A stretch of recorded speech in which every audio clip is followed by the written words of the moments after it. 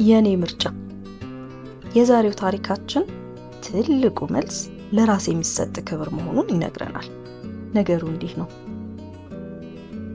ባልጋዬ ላይ ጋደም ብዬ ስልኬ ላይ የዩቲዩብ ቪዲዮ እያየሁ ነበር። ከራስ ስለመስማማት የሚያብራራ ቪዲዮ። አንዱ ከራስ የመስማማት መንገድ ሰዎች ምንም ቢያደርጉ ምንም ነገር ለኔ ነው፣ በኔ ምክንያት ነው ወይም ከኔ ነው አትበሉ።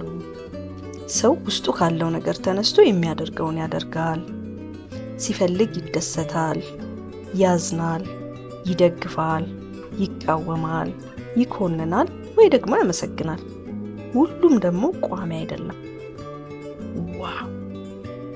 እንደዚህ አይነት ሀሳቦች ሲነሱ እወዳለሁ። ለማሰብ በር ይከፍቱልኛል፣ ጥያቄዎች ይፈጥሩልኛል። እኔም ደስ ብሎኝ አሰላስላለሁ። በዚህ መሀል የፍቅረኛ መልእክት ገባል። ከልቤ ፈገግ አልኩኝ። ምክንያቱም ሁሌ የሚልክልኝ መልእክቶች ያስደስቱኛል።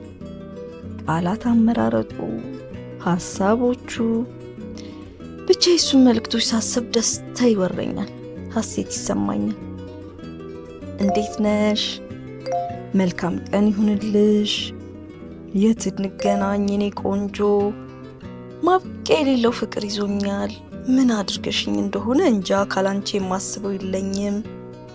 ፍቅሬን አፍቄሻለሁ።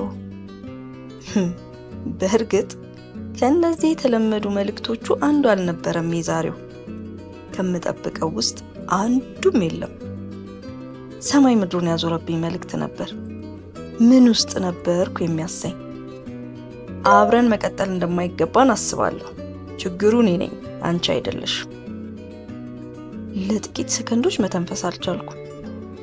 እንደገና አነበብኩት። እንደ ተሳሳትኩ ተስፋ በማድረግ የመልእክቱ ሐሳብ እንዲቀየር በማሰብ ደግሜ አነበብኩት። የእውነት ነበር። የቀልዴን ነው እንዲለኝም ጠበቅኩ። የምር ጠበቅኩ።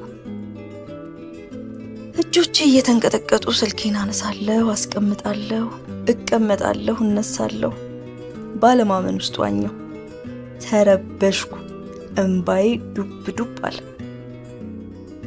ስልኬን መልእክቱን የሚረጉት ተአምር ይፈጥር እንደሆነ ደግሜ አየዋለሁ። እንደዚህ ነው ነገሩ? በቀላሉ አብረን መቀጠል የሌለብን ሰዎች ነን።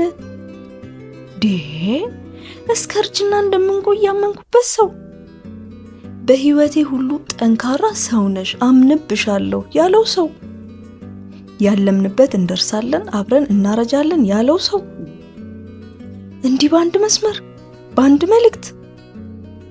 እንባ አይኖቼን ሞላ። የተሰማኝን ከመጻፍ ግን የሚያስፈልገኝን መለስኩለት።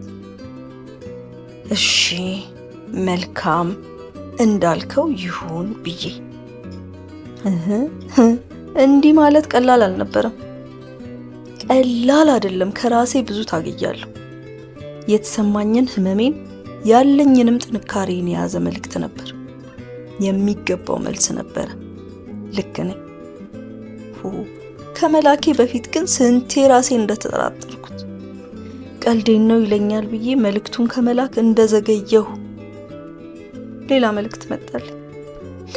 አንቺ የተለየሽና አስደናቂ ሰው ነሽ።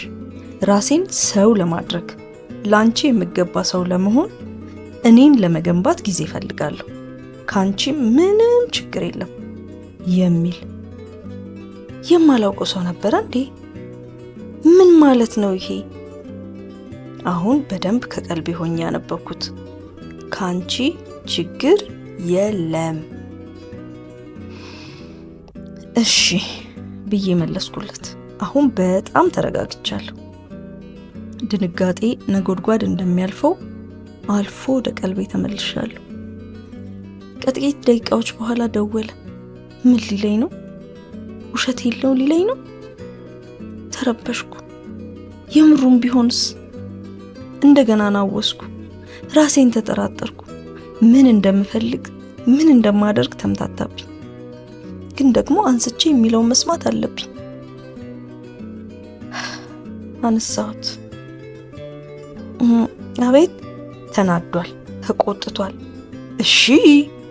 እሺ ብቻ ይሄ ነው መልስሽ? ለምን ብለሽ እንኳን ለመጠየቅ አትፈልጊም? ምንድነው የያዘው ሰውየው?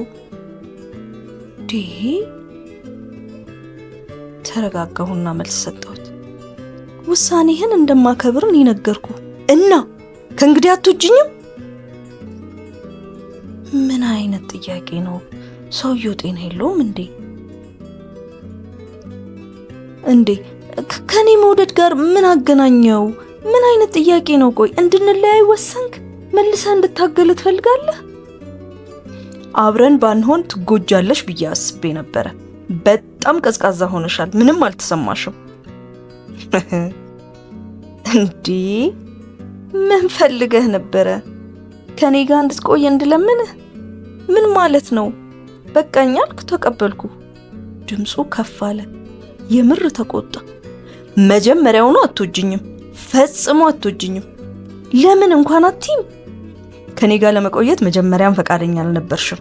እንዲህ በቀላሉ ትተኛለሽ እንዴ? መለያየታችንን ስትጠብቂው ነበር ማለት ነው። ከኔ መምጣቱ ጥሩ አጋጣሚ ሆነልሽ። በጣም ተገረምኩ። ይህን ሰው አላውቀውም ነበረ። እንዴ በፍቅር ግንኙነቱ ሰውን ማስገደድ መልካም አይደለም አይደል? አለ ፍላጎትም እንዲቆይ መለመን። ጠበቅኩት የሚናገረው ካለ ብዬ። ንዴትና ትንፋሽ ብቻ ነው የምሰማው። ስለዚህ ቀጠልኩ። መሄድ ከፈለክ አላግድህም። ያቀረብከውን ማንኛቸውም ምክንያት እቀበላለሁ።